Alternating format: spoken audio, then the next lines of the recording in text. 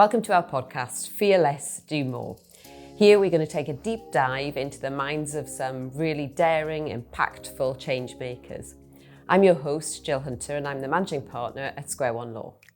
In each episode, we're going to meet some innovators, some trailblazers, and we're going to talk about their successes, their fears, their challenges, and their lived experiences. We're going to understand their secrets to their resilience and their source of their passion, so that we can understand what drives them to achieve. These are all leaders who inspire us to step out of our own comfort zones and fear less, do more.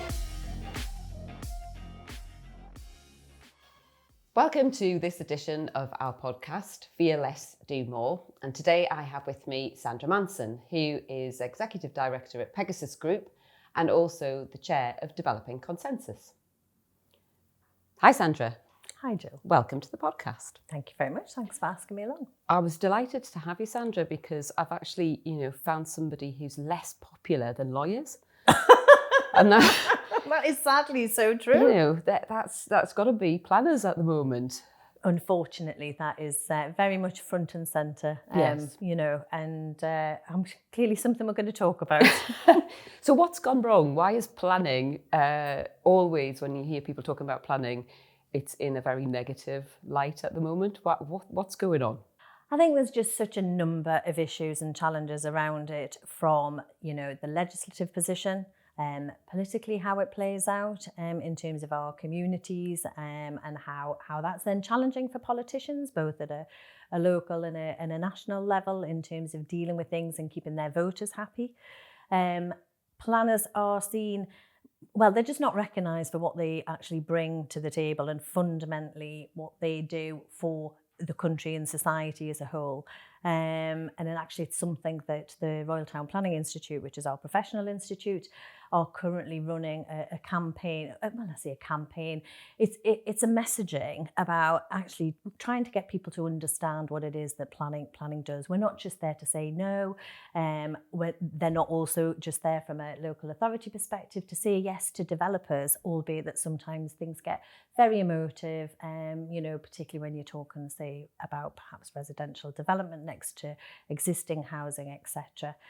But I think as well, there's a plethora of issues, but the overly legislative nature is just seen to slow everything down significantly, also compounded by a fundamental lack of resource within that. So, pick any of those layers and I could talk to you for forever about it. But I think this is where, Developing Consensus, for example, we're very keen to work collaboratively with local authorities, the public and private sector, because it's a challenge and an issue that affects us all. Even though you might not realise it. I was listening to some of your podcasts and people before me who are phenomenal. And actually, I was thinking probably most of those businesses and those people who came on will have planning affecting what it is that they're looking to do and impacting on be it social inclusivity, be it economic growth and innovation. It brings challenges that then is detrimental to us all. So why is it so slow? What is it that holds things up usually? A combination of factors. Resources is a real challenge. I've been trying to recruit for the last year and a half to bring additional people into our team. There's a particular dearth of planning, senior planner level around that. Local authorities find it difficult to compete with the private sector. So there really needs to be a growth in terms of bringing people into planning. But we're not going to do that if planning is seen to be, the devil of all professions. So there's a real body of work that we need to do collectively about getting into the schools.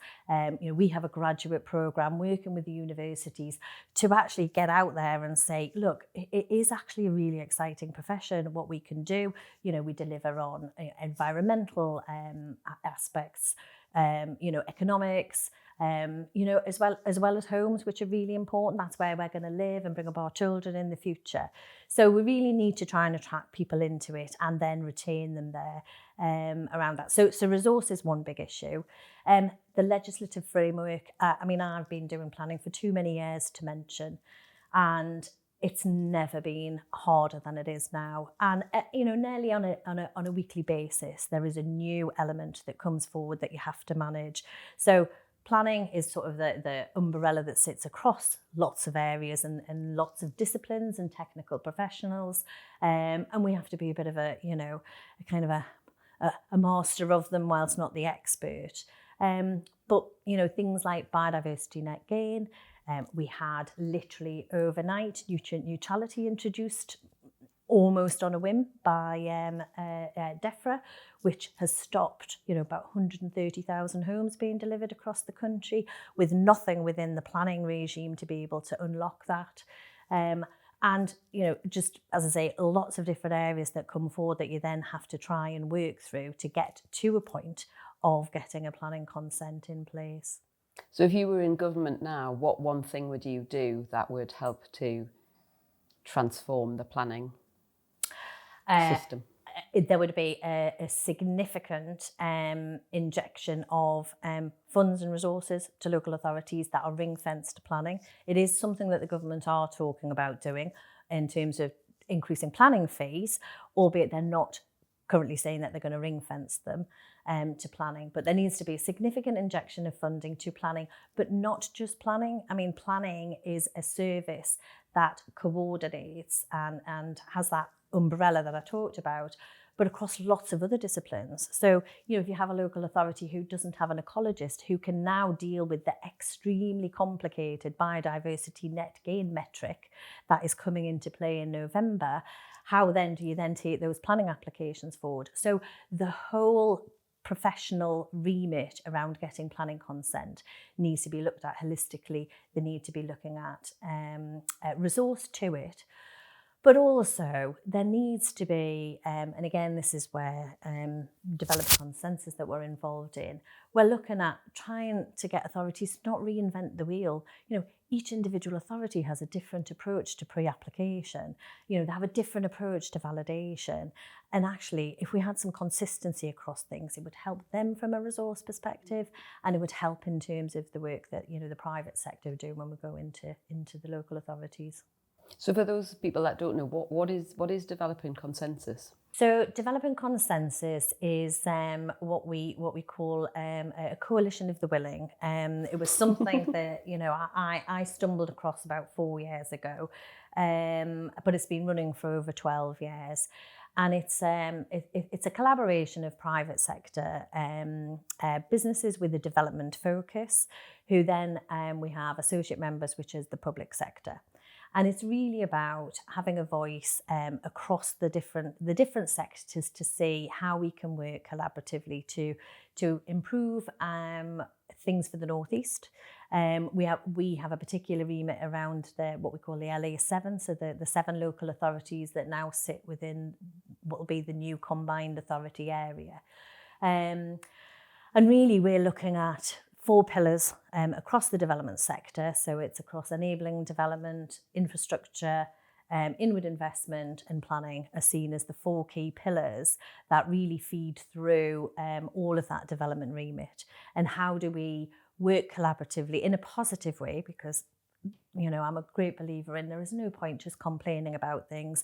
We have to come to the table in terms of what is our ask, what can we come and do to support and work collaboratively around it, and that's really what the development consensus membership is about. And what sort of impact are you hoping that you will have? They have, been successful on a number of things previously.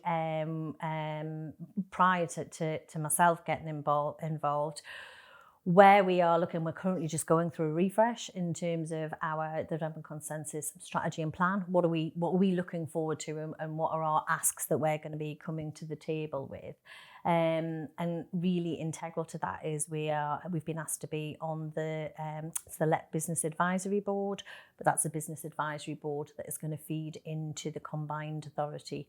And really what we're wanting to do is identify where the challenges are from the development sector and influence how the strategy and the approach that comes forward through the combined authority, and between now and the combined authority coming into effect, can actually, work together to achieve some things.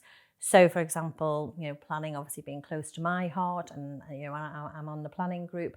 We're meeting with the heads of planning across the LA7 authorities, really to talk through some key areas of work, be it local plan development, pre-application service, resource challenges, to get that dialogue going with a view to then mapping out how we can take things forward, be it some empowerment workshops, etc., as well as looking at apprenticeships and something more far-reaching than sort of like immediate engagement. I mean, you're obviously really passionate about planning as a profession. How did you get into it in the first place? Have you always been a planner? No, very much by accident. I actually wanted to be a nurse and or a policewoman, and I'd actually applied to join the army and had passed everything to go in the Queen Alexandra Nursing Corps. Apart from my physical, I had some issues with my hips, and so it was like, right, get those sorted and then come back and see us. And in the meantime, I didn't want to stay on at school, so my mum said, well, if you get a job you can leave. So I got a job as a filing clerk in the planning department at Newcastle City, and the rest is history. I after a few years got interested and in effect did what would probably be classed as an apprenticeship now, but developed on and did my planning degree over a number of years whilst I worked at Newcastle City, and then moved on to Northumberland. So very much by accident that I stumbled into it. But I think it's quite a silent profession. I don't think it's necessarily something people really, or at school they're aware of, etc. So I think that's where, as a profession, we need to do a better job of selling. Whilst it's hard and challenging, it is very rewarding. And don't wait until you just go and be a filing clerk and find it by accident. And you must have seen over the years some really brilliant projects come to life. What's some of the most memorable things that you have been involved in, where you've been looked at it and thought, I did that? Well, I've got a very current one, which is Lilidori. I'm not sure whether you might have seen The Duchess and the Magic Kingdom. So we were very fortunate to get involved in helping them through some of the planning challenges that they had, and it's fantastic to now see that on the ground. And it's not every day that you get the world's largest play structure to land on your lap. For those who don't know Lilidori. The region and Lilidori, what can you just give a little description of it? I can, yes. So up at Alnwick Castle, immediately adjacent to Alnwick Castle, is it's the world's largest play village, and it is a magical place of goblins and Santa Claus, with fantastic play structures within it. My team were fortunate enough to go and had a summer day out, and they went and had a play. I didn't get there, unfortunately. And there is a E4 programme about it, actually documenting how the journey of Lilidori and the Duchess's concept, and and her thoughts around it. But it's a high profile tourist attraction fundamentally. That's what in sit alongside Alnwick Gardens, and what that then brings in terms of economic tourism benefits was really what the concept was. I was interested in that, because when you think of planning, generally you think of buildings, but that's something very different. So planning, obviously, the restrictions aren't just for building blocks of flats and offices. No, they're far-reaching in terms of, in fact, probably, surprisingly, most things need permission, albeit they are trying to relax some of the rules as to what you can do individually, but also in terms of investment zones, etc., so that it's easier for businesses to bring things forward as well. So But no, we can get involved in all weird and wonderful things. Crematoria is quite a one, and the assessments that you have to do that. I do keep saying it's dead interesting, but tumbleweed in the office. Yes, yeah, the jokes. Is that building new crematoriums or yes, developing them out? It's a big sector. You know, if you think about the aging demographic, you know, we are living longer. And also one of the things as well is about diversity in terms of choices for people. You know, historically, a lot of crematoria were linked to particular religions in terms of that, you know, their original positioning. So now it's about broadening that out as well. But it's really a competitive market, particularly down south. It's Well, I suppose we've got increasing population, aging population, and it's one of the certainties of life. It is, yes. So it's a business to be in. So the property sector is pretty male dominated. So for you as a woman in that business, how have you found making your way to the top of your profession and being a role model for junior people coming through? It's been challenging. I mean, it is, you know, and certainly in my timeline of my career development and particularly that move into the private sector. I think less so in the public sector, and I certainly spent, you know, quite an early period of my career in the public sector. But in the private sector, very heavily male dominated. And I think that, you know, I have experienced where, you know, I haven't been able to go to things because it's been men only. It's why I'm sometimes a little bit nervous about us having, you know, groups now that are women in, because I think, well, actually, is that slightly a flip side of that? Albeit I know that we tend to be far more inclusive around it. So, no, it has its challenges, you know. And it still has quite a way to go before we can see it as a level playing field. Certainly, you know, there are a lot more women in planning now. I think in a lot of the other sectors that we work alongside, still very heavily male dominated around that. And, you know, that needs to be advanced, certainly. And our podcast is called Fear Less, Do More. When are you at your most fearless? I think when I'm on a mission to find a solution, you know, it is, you leave no stone unturned in terms of, you know, if they say, well, that can't be done. Well, there must be a way. There must be a way. And I think probably I would say only on a couple of occasions I've had to hold my hands up and go, actually, you know, I think you're right. There isn't another way to do this. So yes, I am very driven to find solutions to things. That's the job. That's what you're there to do. And from a personal point of view, what are your passions, or is there nothing more to life than planning? Just planning. I certainly the planning magazine did. No. Well, for anyone who knows me, my dogs, you know, I mean, I have lovely children, but you'll never see a picture of those. You'll see the pictures of the dogs. You know, I love going out walking. It's my escape. It's, you know, pop my headphones in, get out in the fields or down Tynemouth Beach with friends. It is my escape, and I just love it. So if you could have any number of dogs of any breed, what would it look like in your house? Well, I've tried. Well, we have two Sprudels, Springer Poodle crosses, and you know that they are very much our world. I think I would sneak a little girl in, little apricot doodle of some kind. Apricot, is that the colour or the name? It's a colour. Right. Like a peachy colour.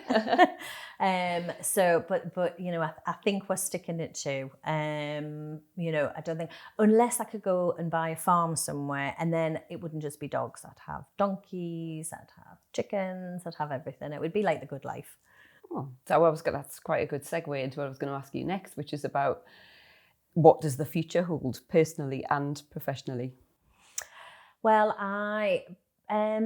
professionally, I think, you know, there's still a lot there for in terms of from my career. I've recently become executive director at Pegasus Group, so now getting much more involved in the running of the business, which I'm very excited to do. We're just enjoying our 20-year anniversary this year. So it's about the future direction. So a lot there, but also, you know, I'm a passionate Northeast gal. I'm a, you know, Geordie through and through. And I just think this is our time to really grasp the opportunities. We are outperforming in so many areas. And really, it's about, you know, getting stuck in and seeing what we can do to drive that forward. So I'll certainly be looking to do that with the Pegasus team and in collaboration with other people, and definitely through developing consensus. So that's something I really want to see happening. And from a personal level, well, I don't know, I'm going to say it out loud. I'm going to be a grandma.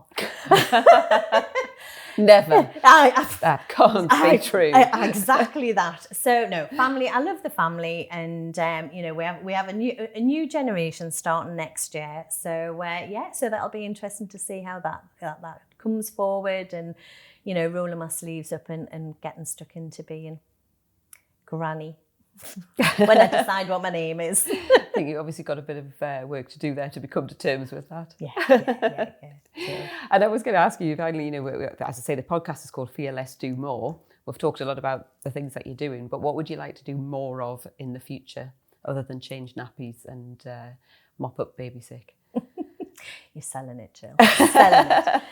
I would like to do more, certainly on the mentoring side. You know, I've always had, you know, graduates come through, you know, throughout my career, but certainly bringing people into it. But actually starting even earlier, I would like to get, you know, back into doing, I did some RTPI ambassador work a few years ago, but that sort of dropped off. I'd like to get back in with other people as well, getting into schools.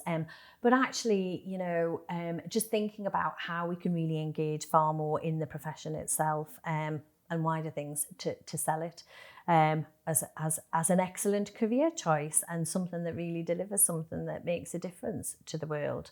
So I would like to do a lot more of that. Well, I mean, you know, you're a great role model for people who are thinking about careers, and I'm sure you will do a fantastic job to that and make a difference to the world. I think that's a brilliant ambition. So thank you very much for joining me today on our podcast. It's been lovely to chat to you. Thanks, Jill. Thank you very much. Thank you for listening to Fear Less, Do More. All of our guests come from a diverse range of backgrounds, but they all share a common drive to face their fears, take action, and create meaningful impact. If you've enjoyed this episode of our podcast, please follow us, Square One Law, on Instagram and LinkedIn, and share the content with your friends, family, and networks. Thank you, and see you again on our next episode.